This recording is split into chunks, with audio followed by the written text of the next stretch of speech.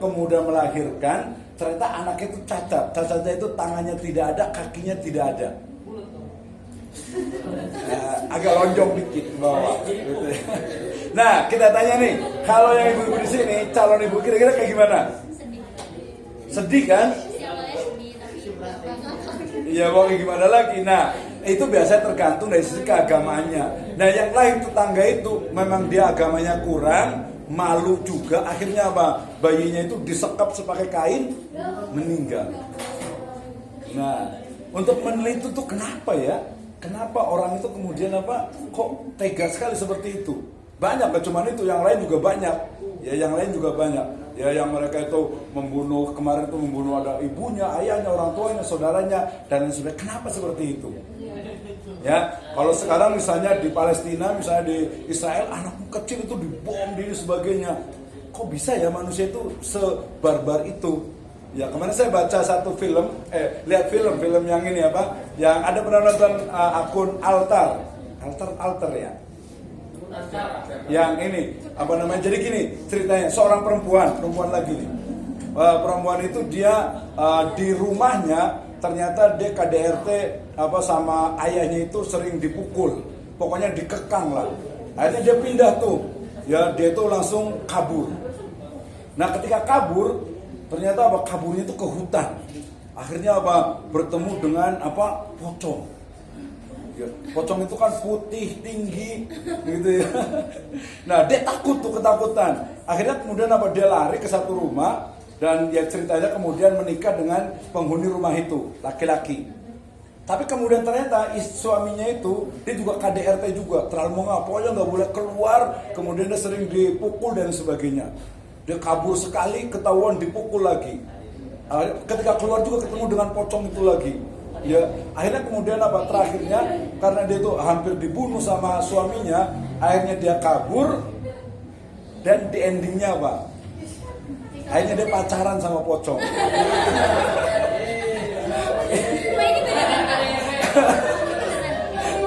Dan lihat aja, ada di film Indonesia ada juga tuh pacarku sama pocong. Hah?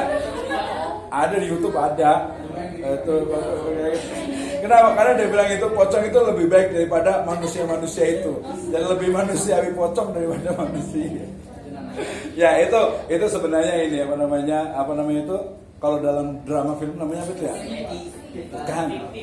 Bukan fiksi, bukan apa yang akhirnya itu membagongkan. Itu ending bisa twist. Plot twistnya gitu. Yang suka nulis fiksi harusnya bisa kayak gitu, dan memang benar sih bisa jadi manusia itu bisa lebih jahat lah dari setan. Nah ya, ini dari sisi apa? Tadi rohani, jasmani, fisik dan lain sebagainya, itulah kualitatif. Ya, jadi banyak sekali ruang lingkup yang bisa diteliti. Tetapi kemudian jalan tengahnya adalah ini, mix method, gabungan. Kenapa? Karena kebenaran itu dia tidak hanya bisa didekati, diselesaikan dengan satu pendekatan, tapi bisa pakai kuantitatif, bisa kualitatif, bisa dua-duanya. Makanya di awal tuh kita selalu tanya, pengen tahu tentang apa sih? Itu kan ya, pengen tahu tentang apa, kita cara menyelesaikan seperti apa? Kita tanya, belum ditanya yang mana ya? Oh, yang ini. Nah, ingin tahu tentang apa nih, gantian? Coba, yang akhwatnya, ada yang ingin tahu tentang metode penelitian? Objek yang ingin diteliti? Alien. Ya? Alien, Pak. Oh, alien ya. Kira mau tanya tentang kuntilanak, kemarin udah cerita ya. Alien aja, Pak. Ya, alien sebenarnya mudah sekali, cuman dia high cost, biayanya itu banyak. Kan kita ingin tahu tentang alien, berarti pertama menggunakan namanya itu historical approach, pendekatan sejarah. Gimana kira-kira ada nggak sih di Al-Quran istilahnya itu alien, kemudian definisi dari alien. Alien itu apa? Alien itu apa? Alien itu apa? Jadi didefinisikan dulu. Oke, alien itu adalah makhluk yang berada di luar angkasa. Siapa ya? Ustadz siapa nih? Ustadz ini nih, Ustadz Tio nih. Kira-kira ada nggak makhluk dalam Islam, makhluk yang tinggalnya di luar angkasa? Jawabannya ada. Berarti secara agama Islam alien itu ada. Ada. Kan tadi makhluk. Yang Ikhwan setuju semua nggak? Setuju nggak bahwa di ruang angkasa dalam Al-Quran, dalam Islam itu ada makhluk yang hidup di sana? Ada kan? Percaya kan? Ya udah. Premis pertama, hipotesisnya adalah alien itu ada. Kemudian bagaimana untuk membuktikannya?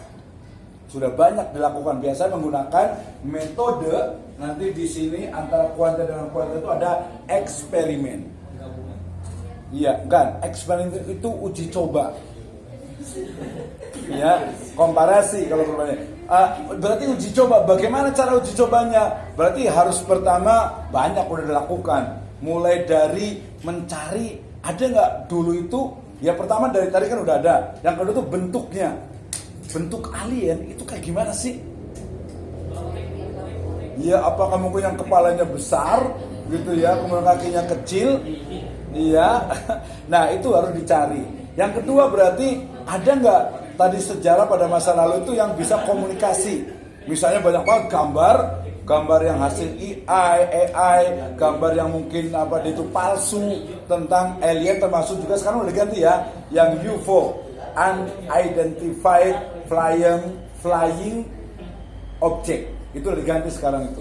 Nah, jadi itu mereka banyak fiksinya, banyak tambahan-tambahannya yang kemudian tuh belum tentu bercara mengetahui bagaimana tadi, mulai dari dalam Islam, kemudian juga ada nggak masa lalu itu yang memang betul-betul bisa komunikasi.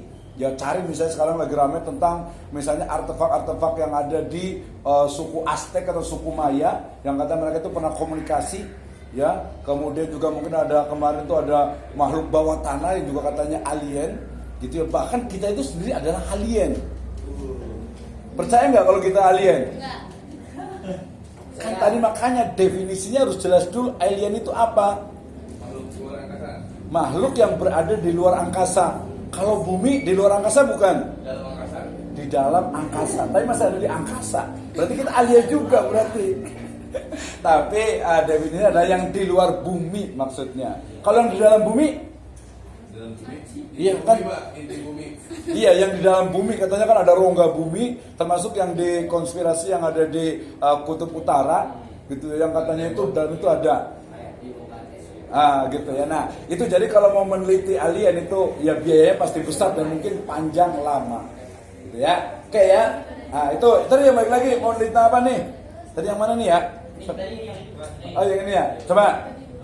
Ingin tahu tentang apa? Mau meneliti tentang apa?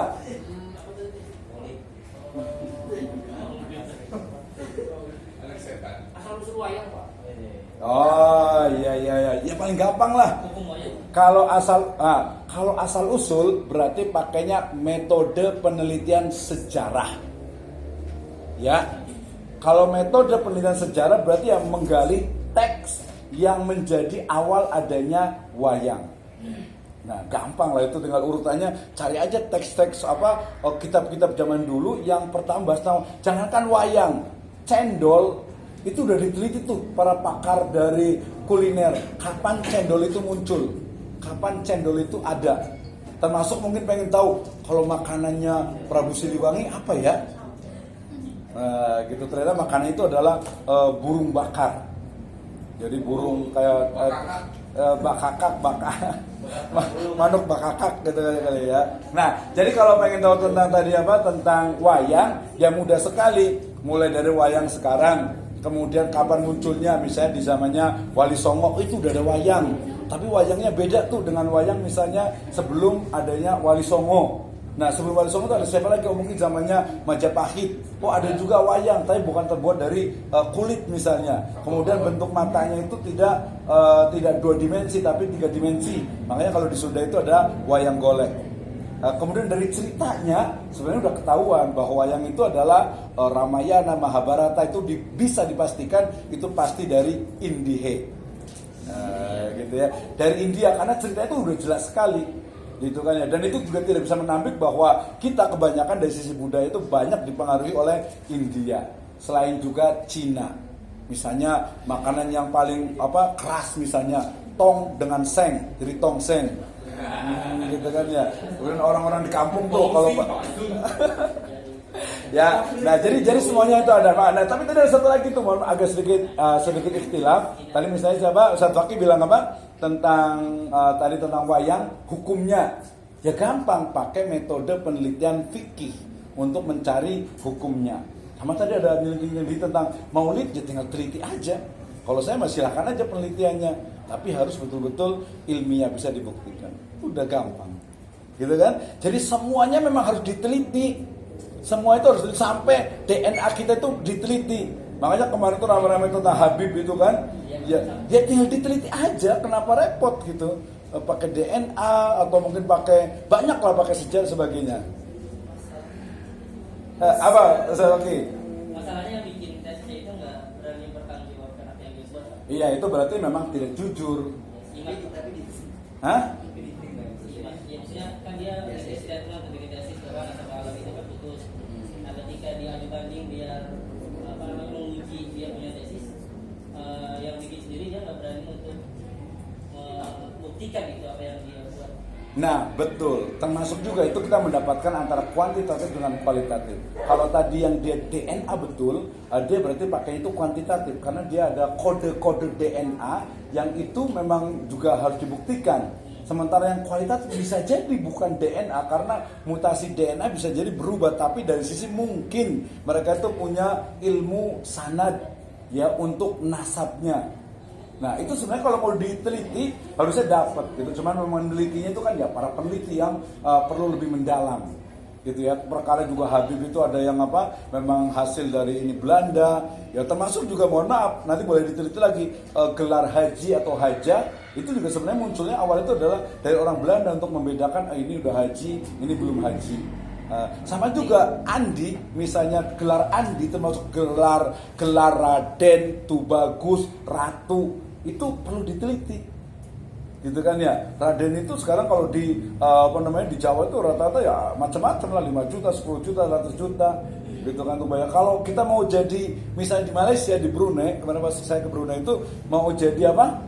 Kalau di sana itu, kalau di Malaysia itu namanya tuh menjadi datuk dan datin itu gampang, datuk fakih gitu ya. Jadi syaratnya itu cuma mengumpulkan uang sekitar berapa waktu itu 25 juta sampai 100 juta, kemudian uang itu untuk anak fakir miskin, maka nanti Ustaz Fakih akan digelari datuk dan itu resmi dari kerajaan di sana.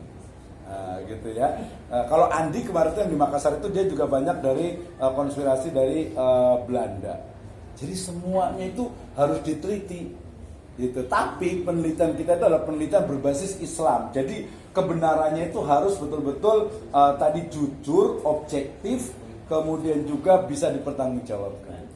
Oke ya, udah jam berapa sekarang? Ya bagus, baik. Ada yang mau bertanya lagi sampai di sini? Kuantitatif berarti metode penelitian yang datanya adalah angka. Kalau yang kualitatif pokoknya penelitian yang tidak menggunakan angka. Itu secara umum. Ya misalnya ya nanti kalau di perusahaan itu tentang kebijakan, ya tentang pilihan produk. Ya, coba di sini misalnya kalau yang Akhwat pakai bedak, biasanya bedaknya merek apa? Beda-beda, Pak. Beda-beda ya. Hah? Emang tahu? Ya, iya, yang laki-laki gantian. Laki-laki ada yang suka pakai apa ya? Skincare atau apa tuh? Ya, pokoknya yang bikin kulit itu agak-agak inilah. MPX. Apa sih?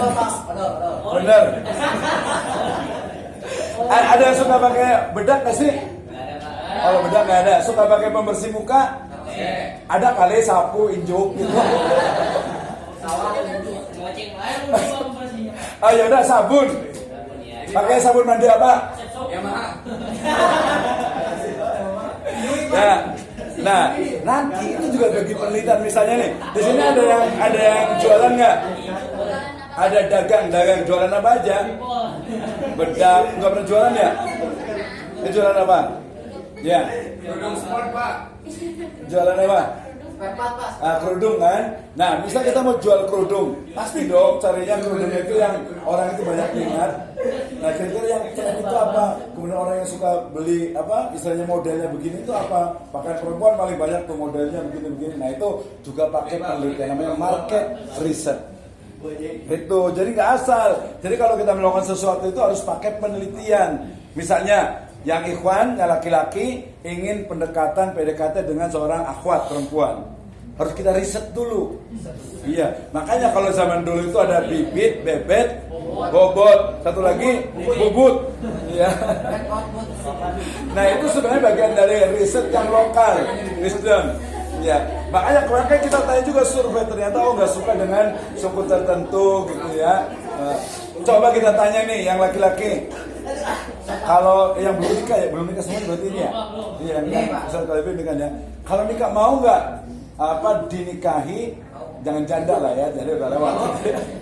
Perempuan yang kulitnya itu hitam.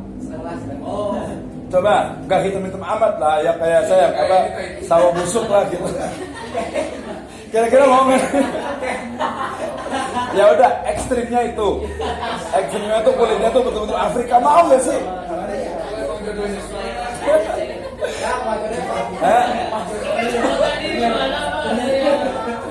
Nah itu nanti masuk ke dalam preferensi yang dalam penelitian itu juga diteliti. Sekarang sekolah kependidikan, siapa yang mau anaknya itu di sekolah yang masuknya itu 40 juta, 60 juta, per bulannya 3 juta. Ya, kalau ada uangnya berarti milih. Tapi kan pilihan itu kenapa? Karena lebih bagus, gitu ya, mungkin lebih bagus, fasilitas banyak lain sebagainya. Itu nanti bagian dari pilihan. Coba dari kenapa sekolah di Siratul Falah? Karena kita selesai. Kenapa Siratul Falah? Kenapa Siratul Falah punya? Nah, kalau di kuantitatif itu cari suara terbanyak. Oh mungkin ya, dia itu mungkin sebagian ada yang beasiswa, ya kan ya, ada yang beasiswa, terjangkau, murah, merpatinya dekat, gitu ya, dosennya baik-baik, gitu ya. Terus apalagi temennya yang sebelah sini strategis, ganteng-ganteng, turun tinggal loncat, gitu ya. Apanya?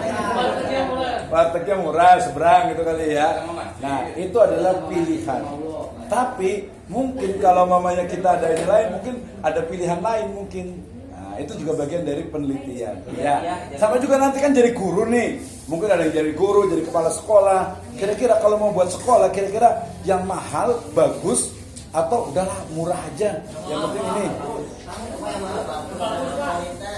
Bagusnya itu kayak gimana? Nah berarti seolah itu mahal, kualitas, murah-murahan. Padahal enggak juga, gitu ya. Tidak semua buktinya di sini murah kan, tapi tidak murahan. Ya, oke, baik. Ada lagi mau tanya lagi? Ini kualitatif, gabungannya adalah mixed method. Kenapa? Karena untuk mencari kebenaran itu sebenarnya tidak hanya dari satu perspektif, tapi dari berbagai perspektif. Oke, ada mau nanya? Ada mau nanya nggak nih? Yang kemarin tugasnya berarti udah selesai semuanya.